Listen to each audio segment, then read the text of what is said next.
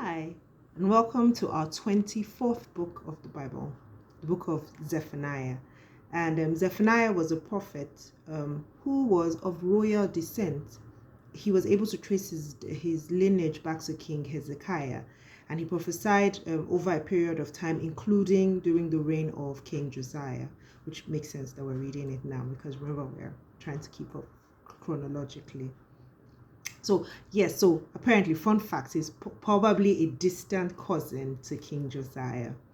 He addressed the people of Judah, warning them about the coming destruction in a language much like the same used by Isaiah. So I could see some similarities in the book. I don't know if you noticed as well.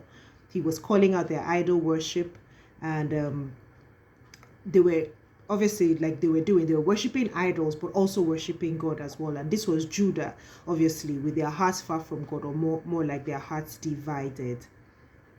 Apparently, leaders in Judah had adopted pagan practices, and their morality had been corrupted, filling their homes with fraudulently gotten loot. Now, one of the things that I read in my study was that there was a practice of jumping over the threshold when they were going into the temple of Dagon or one of these other gods, and these priests started doing the same thing. So it made me realize that sometimes we take things that are superstitious and sort of incorporate them into our worship, and from what we see, God doesn't like that. It doesn't deal very well with that.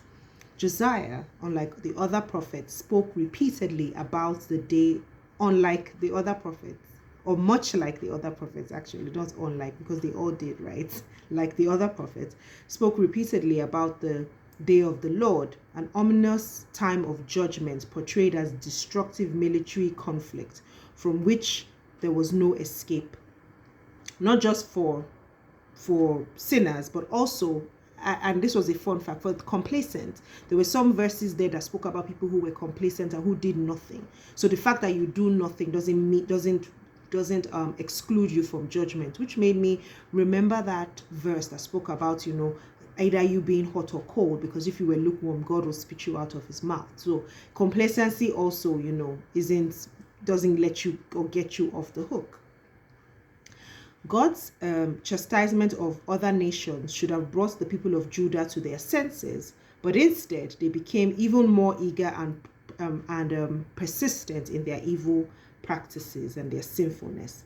He spoke to the faithful remnant, that was Zephaniah, that God would save people from among all the nations. And Zephaniah painted a picture of hope in a day of the Lord's coming. Even though it will mean destruction of evil, it also meant that God's people who worshipped him would be forgiven, humbled, and sanctified. God would be the victorious king and warrior, dwelling with his people and providing salvation, security, and peace. In chapter 3, verse 9, it says, "For then I will restore to the people a pure language."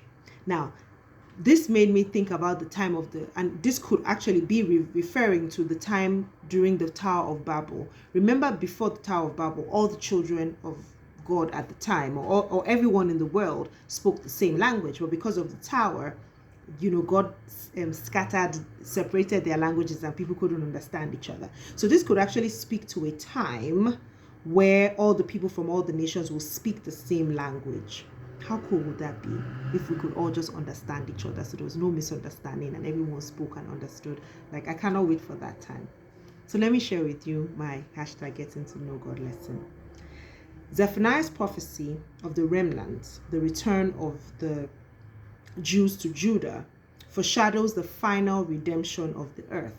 After God has gotten rid of all his enemies in the earth, the people will now return to a beautiful, blessed, and peaceful land.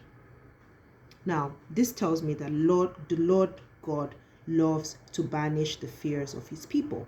He always does for them the things that they could not or are not able to do for themselves. God is so mindful of us, and he is doing everything that he's doing, even this judgment and all the things that are coming, so that we can have the perfect inheritance which he had prepared for us from the foundations of the earth. I'm so happy to hear that, and I hope you are too. Tomorrow we'll move on to a new book, the book of Jeremiah, one of the major prophets, and I cannot wait to share with you. See you here. Bye.